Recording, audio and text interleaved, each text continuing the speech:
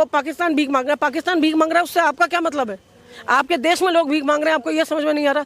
हमें रुलाओ, हम ballot paper की हार से रोएंगे, हम मंजूर करते हैं, हम छाती पीट पीट के रोएंगे। हमारे अगर ममता जी ईवीएम को रोक सकती हैं तो बाकी पार्टीज क्यों नहीं रोक सकती हैं? सभी रोक सकती है, अगर कोशिश करें तो सभी रोक सकती हैं। एमरजेंसी लगाई थी इंदिरा जी ने, तो उन्होंने ऐसे लोग बंद किए थे जो उनके खिलाफ विरोध कर रहे थे, ये वही हैं जो बंद हुए थे।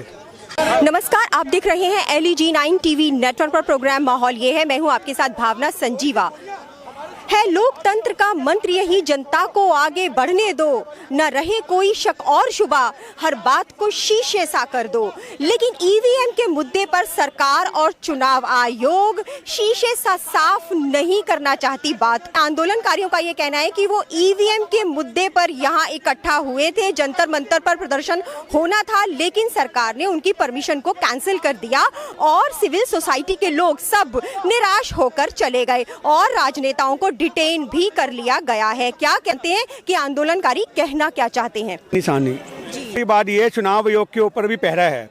हम ये कहते हैं क्योंकि आज चुनाव आयोग जब प्रमाण देने के लिए निकल पड़े गली गली ईवीएम लेकर के कि देखो हैक नहीं होती, देखो हैक नहीं होती, तो इसका क्या मतलब है कि वो हैक हो रही है और तुम लोगों को समझा रहे हो ताकि गोदी मीडिया से खबर चलाए कि देखो ये हमारे देश के किसान नेता हैं या ये हमारे देश की कांग्रेस की पार्टियां हैं जो ईवीएम का विरोध कर रही हैं। इन विचारों की वजह से किसान नेताओं को वजहों से और जो चुनाव आयोग है उनको जमीन पर आके प्रमाण देना पड़ रहा है। देखो आयोग से सिंपल सा सवाल है, मोदी सरकार से सिंपल सा सवाल है, सारे अंधभक्तों से सिंपल सा सवाल है। ये कहते हैं कि कांग्रेसी हारते हैं तो ये ईवीएम का रोना रोते हैं।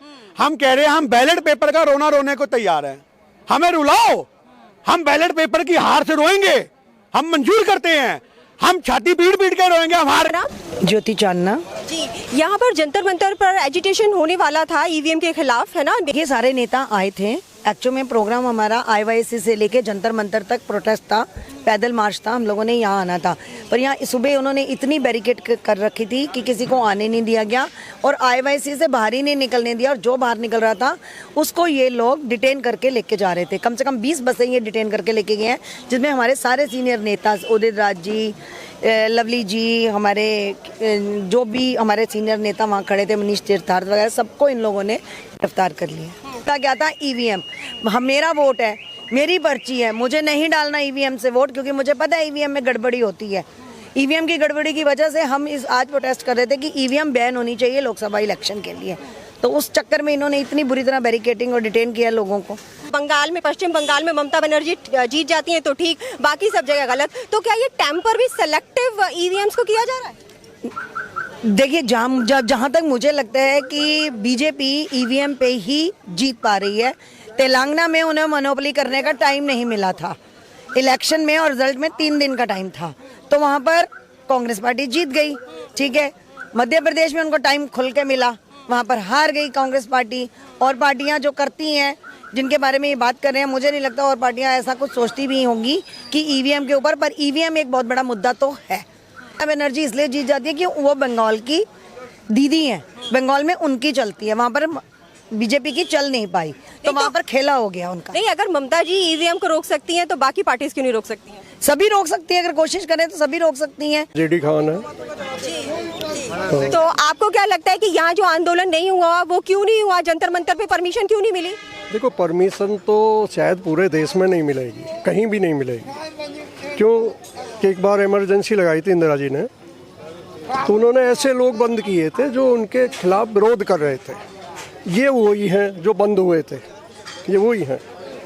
तो अब इन्होंने उल्टा ढंग निकाला, ED फलाना ये वो, कि यहाँ पे ये लगा दिए इतना। अब ये हो रहा है तो इतना कभी नहीं हुआ है। मैंने कई साल 75 से लेकर अभी तक बहुत चीज़ें देखी हैं। इनके मकसद ऐसे हैं कि धारा 370 हटा दीजिए, हमने वो कर दिया जी, हमने इसकी फायरिंग वायरिंग होती रहती हैं। तो जैसे हटा दी, तो हटा देने का मतलब ये था, सबसे पहले मोदी जी एक कोठी वहाँ बनाते अपने लाल चौक श्रीनगर, या कोई इनका गृह मंत्री कोई भी जाके वहाँ एक कोठी बनाता है। वहाँ जाके कोठी बनाओ, कुछ बनाओ, कोई चीज़ तो बनाओ कि भाई हमारे विदेश मंत्री यहाँ रहते हैं, हमारे रक्षा मंत्री यहाँ रहते हैं, तो श्रीनगर में लाल। तो चुनाव आयोग जो है वो बुला ले, मतलब ऑपोजिशन लीडर्स को बात करने के लिए, इसके लिए क्या प्रयास कर रहे हैं अभी? मोदी जी जैसा कहते हैं वो वैसा करते हैं। आपने राइटिंग में भेजा रिक्वेस्ट? राइटिंग में नहीं भेजा, राइटिंग में नहीं भेजा। मार्च में सुप्रीम कोर्ट का भी डिसीजन आने वाला है कि ईवीएम होना चाहिए कि नहीं होना चाहिए 2024 में, है ना? तो अगर डिसीजन आ जाता है फिर क्या प्रॉब्लम वाली तो कोई बात ही नहीं होनी चाहिए। अगर डिसीजन आता है तो बहुत अच्छी बात है। सबसे ज़्यादा मैं खुश होंगी, जनता खुश होगी।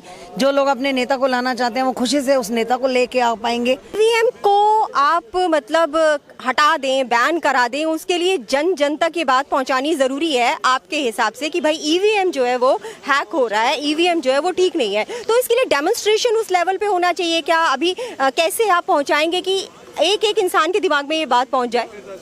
जनता तो जागरूक हो ही रही है। जनता को तो पता चल रहा है कि मोदी जी जो कर रहे हैं गलत कर रहे हैं। ईवीएम ईवीएम ईवीएम ईवीएम तो हटनी ही चाहिए। और महिला है यहाँ पर, बात करते हैं। मैडम आपका नाम? मेरा नाम निकिता चतुर्वेदी है, मैं दिल्ली प्रदेश महिला कांग्रेस की वाइस प्रेसिडेंट हूँ। तो आपको क्या लगता है आंदोलन करने का हक नहीं है विपक्षी पार्टियों को? नहीं, विपक्षी पार्टियों को तो छोड़िए, लोगों को अपने घर में बैठ के जो है सोशल मीडिया पे 2 लाइनें लिखने का भी अधिकार नहीं है, क्योंकि as we all know this is the end of democracy. 90 सीटें हैं छत्तीसगढ़ में, 235 हैं राजस्थान, 250 के आसपास सीटें राजस्थान में और 270 के आसपास सीटें थी मध्य प्रदेश में। मध्य प्रदेश में चुनाव एक दिन में हुआ, ठीक है। राजस्थान में चुनाव एक दिन में हुआ, पर छत्तीसगढ़ में एक दिन 20 हुआ, एक दिन 70 हुआ। वहाँ आपका टाइम कंज्यूमिंग नहीं है। आपने इतना लंबा गैप क्यों लिया कि आप 1 महीने चुनाव ही कराते रहते हैं?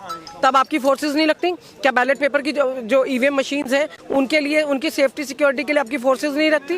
वो पाकिस्तान भीख मांग रहा है, पाकिस्तान भीख मांग रहा है, उससे आपका क्या मतलब है?